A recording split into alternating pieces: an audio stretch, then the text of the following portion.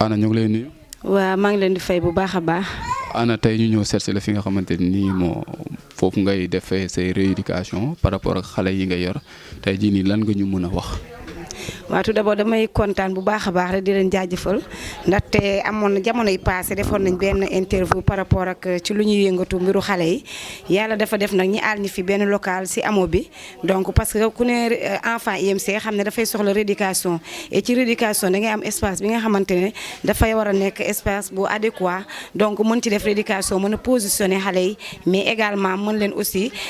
defal ay alimentation par rapport ak ni nga xamante ne matières yi ñu war a gën a mën a utiliser comme ñenn ci ñoom duñu mën a lekk lu dëgër li daal donc pour l'instant loolu ñu ngi fii am benn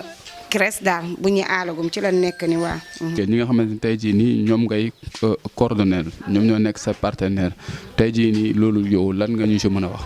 waaw xanaa di wax ne rek comme ni ngeen ko gisee rek di gën a ñaaxal rek partenaire ndaxte ku ne partenaire rek xam ne lu doy rawatina xale yi nga xamante ne ñu ngi nekk couche bu vulnérable dañuy soxla vraiment soutien te comme ni ma ko waxee tantôt fi ñu nekk ni dañu fee aal donc local bi ñu maire may mu ngi en construction paregut te gis nañ ne xale aussi dañu soxla espace bi nga xamante ne ñoom day am tranquillité daal donc wax dëgg yàlla ñi gën a lancé waat appel ci autorité yi ñuy gën leen tàll loxo ñi xam ne affaire bi yomb te dafa metti prise en charge bi et aussi te relais aussi ñu ngi fii di liggéey en tant que bénévolant donc dañuy war a jàppale rek donc s'il y a possibilité bu ñu amee espace bi nga xamante c'est dédié uniquement pour les enfants atteints d'infirmité motrice cérébrale mais également ñi xam ne aussi dañuy soxla yenn besoin comme lu mel ne quelques matériels donc ak ay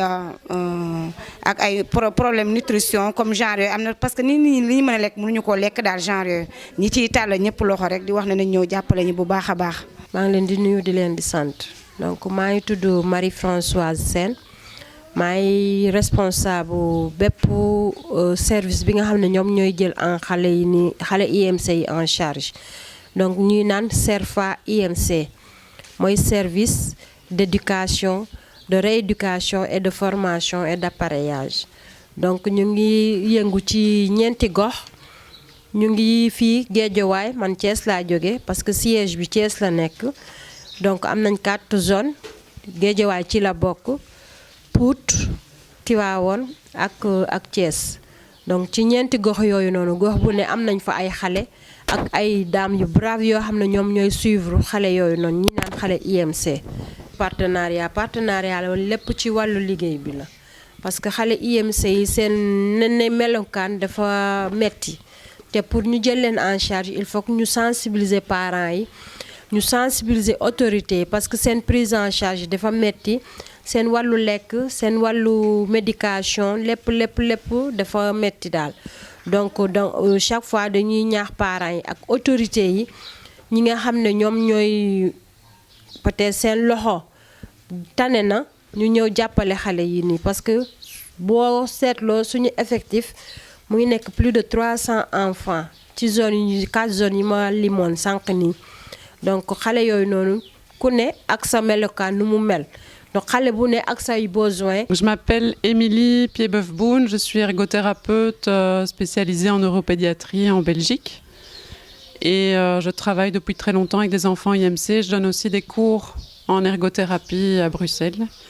et c'est comme ça qu'on a démarré aussi, enfin voilà que Plan Bobat, le partenaire belge qui accompagne le CERFA et toutes les activités du CERFA, m'avait demandé de venir accompagner et donner des formations régulièrement sur le terrain. Donc on peut dire que l'enfant IMC a différentes sortes de pathologies. En tout cas,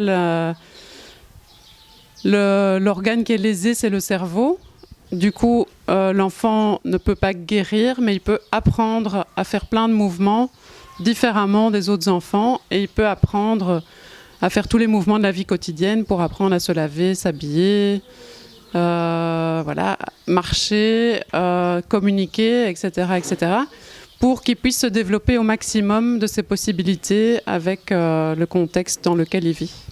Dans la formation, c'est une formation basique sur... il y avait différents modules qui avaient été créés à l'aide des relais en 2015.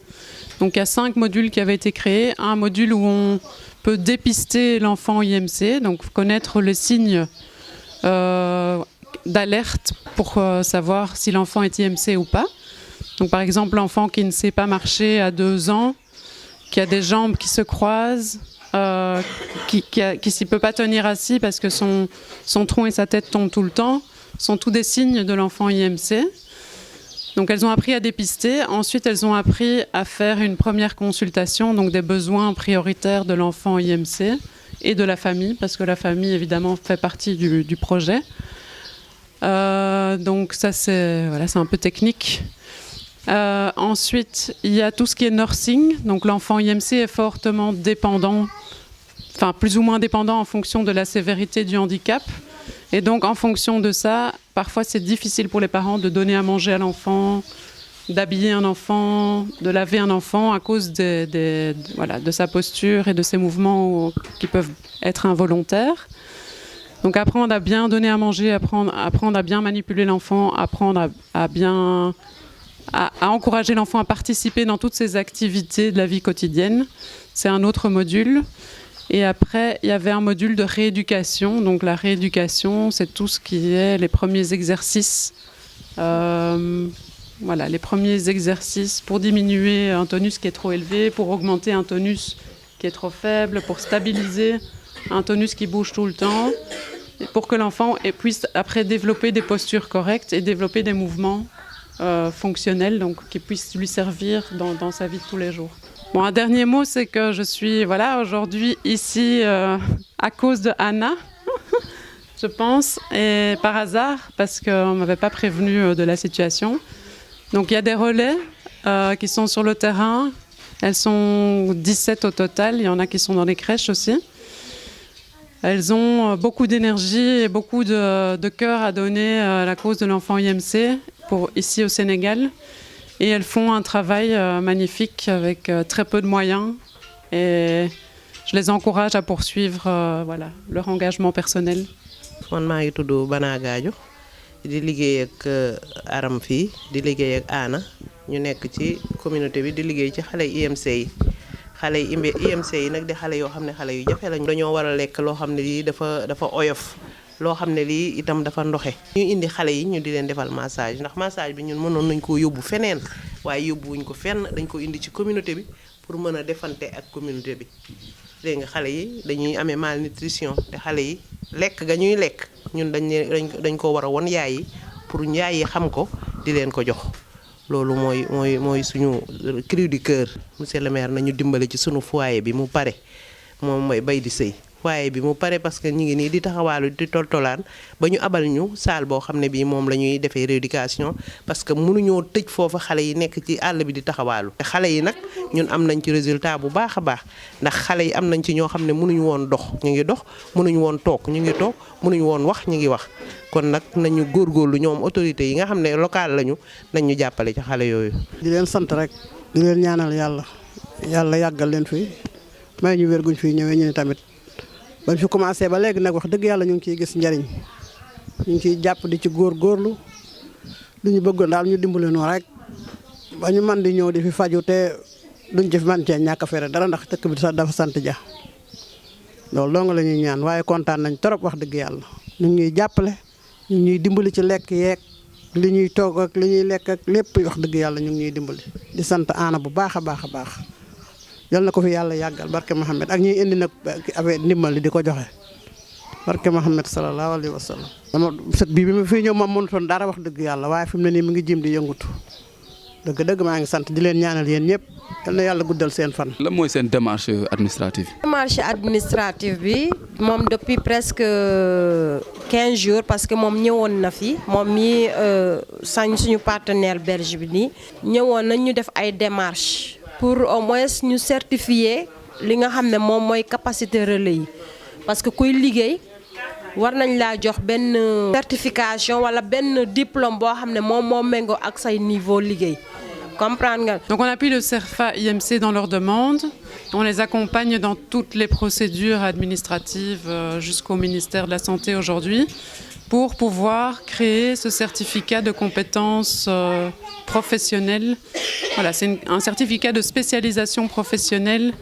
qui sera créé sur la base des modules de formation, mais avec le contexte ici revisité. Et donc c'est appuyer à la création des contenus, valider les contenus au niveau de la qualité, appuyer à toutes les épreuves de certification. Et puis voilà, c'est un peu ça la démarche. di jaajëfal waa seen bi tamit seen déplacement ak seen disponibilité wax dëgg yàlla ñu ngi def aussi liggéey bu rafet parce que saa ñoom mën naa ne aussi ñun suñuy œuvre du génn lu ñuy def du génn ba nit ñi mën cee jot kon donc dañuy def rek yàlla gën leen dëgëral jooleel leen bu baax a baax fekk fi nga xamante ne aussi bëgg nañ fa egg yàlla def ñu weesu seen njort ci ay xéwal yu bari ak i succès macha allah di waxaat tamit rek comme ni ko sama coordinatrice waxee woon sànq ñu ngi lancé appel ñëpp en autorité yi mais également surtout madame Faye Sall mi nga xamante na moom yaayu njaboot la bëgg ñëpp donc ñi koy ñaan aussi moom it mu ñëw yëndu si suñu espace bi gis xale yi ci lu ñu yëngu jàppale ñu bu baax a baax mais duma pare te santuma aussi relais yi nga xamante ne ñu ngi fi au niveau de Guédiawaye comme man may Anna aussi yaa Bana yaa Odette Sarr et Arama ñu ñoo fi nekk ñi nga xam ne di liggéey ci xale IMC donc ñu ngi leen di remercier bu baax a baax di wax ne yàlla na yàlla fay jërë ngeen jëf